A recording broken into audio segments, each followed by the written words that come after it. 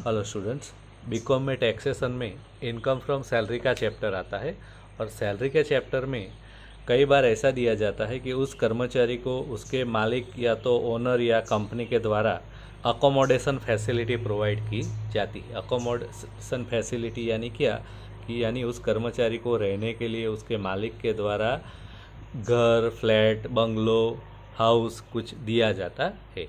तो उसका taxable value कैसे गिने, कैसे फाइंड करें, तो इसके रूल जो है वो हम आज इस वीडियो में देखने वाले हैं।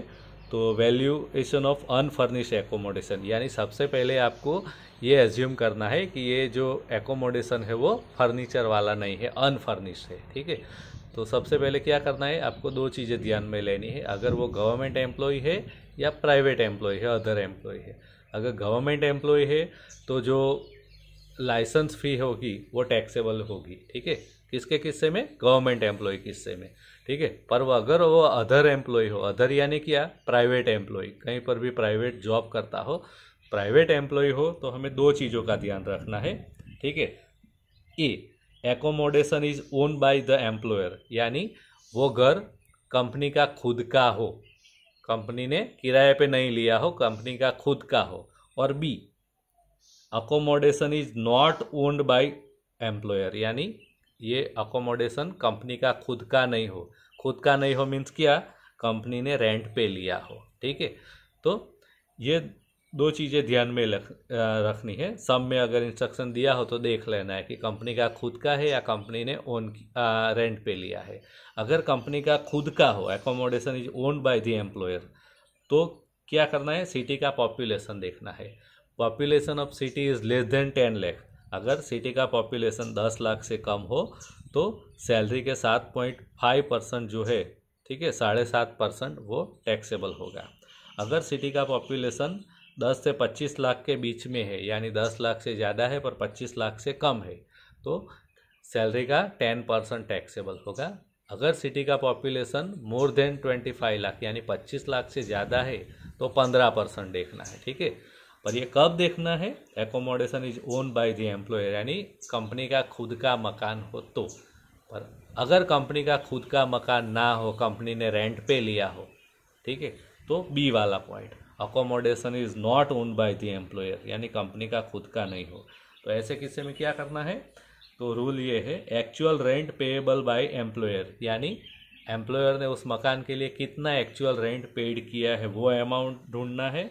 और 15% ऑफ सैलरी, सैलरी के 15%, ये दो अमाउंट में से सबसे कम जो है वो टैक्सेबल वैल्यू होगा। Which ever is lower is taxable, ये दोनों में से जो भी कम है, एक्चुअल रेंट कितना पेड किया वो और 15% ऑफ सैलरी, वो दोनों में से जो भी कम हो वो क्या होगा, टैक्सेबल होगा। ठीक है, अब यहाँ पर 15% ऑफ सैलरी बोला है, यहाँ पर भी देखो 7.5%, 10%, 15% of salary.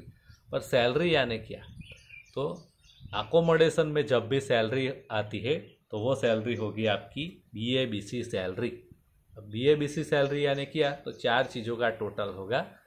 Number 1 B for basic यानी उसे बेसिक सैलरी कितना मिला है वो। उसके बाद ए टैक्सेबल अलाउंसेस, उसे कितने अलाउंसेस मिले हैं, उसमें से टैक्सेबल कितना है वही लिखना है। ठीक है, सभी अलाउंसेस लेना नहीं है पर जितने टैक्सेबल अमाउंट है वही लिखना है। ठीक है, DA लेना है कि नहीं लेना है, तो DA अगर सैलरी का पार्ट हो रिटायरमेंट बेनिफिट के लिए तभी DA इंक्लूड करना है, वरना DA भी नहीं लेना है।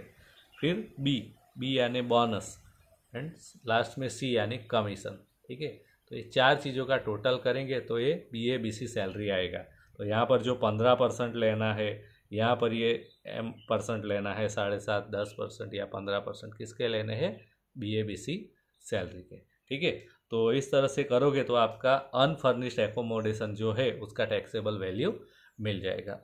अगर मान लो वो सब में ऐसा दिया है कि वो मालिक ने या तो एम्प्लॉयर ने उस कर्मचारी को फर्नीचर भी प्रोवाइड किया है, तो फर्नीचर वाले जो एकोमोडेशन है उसका वैल्यूएशन कैसे ढूंढोगे, तो देखो next, valuation of furnished accommodation यानी फर्नीचर वाले हाउस का।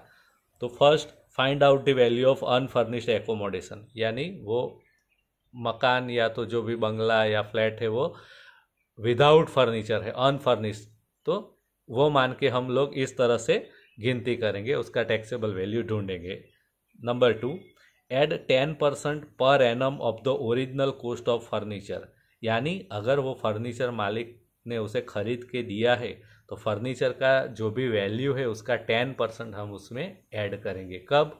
मालिक ने फर्नीचर खरीद किया हो तो, परचेस करके दिया हो तो।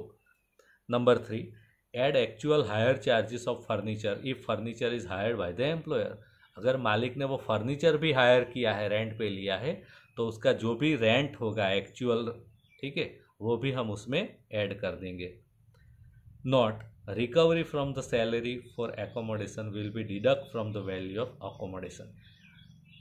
यानी उसके ऑनर ने उसे एकोमोडेशन फैसिलिटी दिया है, पर उसके लिए उसकी सैलरी में से कुछ रकम काट लिया हो, डिडक्ट किया हो, तो वो अमाउंट जो है वो हम यहाँ से माइनस करेंगे। ठीक है, तो इस तरह से हम लोग अकोमोडेशन का टैक्सेबल वैल्यू फाइंड करेंगे। सबसे पहले क्या करना है? अनफर्निश्ड एकोमोडेशन, ठीक है, उसका वैल्यू जो भी आएगा, उसके बाद उसके अंदर फर्नीचर का 10%, अगर फर्नीचर परचेस किया हो, अगर हायर किया हो तो उसका रेंट, ठीक है, वो ऐड करना है, और सैलरी में से जो कुछ रकम कटा हो, डिडक्ट किया हो, तो वो माइनस करना है। तो इस तरह से आप लोग अकोमोडेशन फैसिलिटी का टैक्सेबल वैल्यू फाइंड कर पाओगे।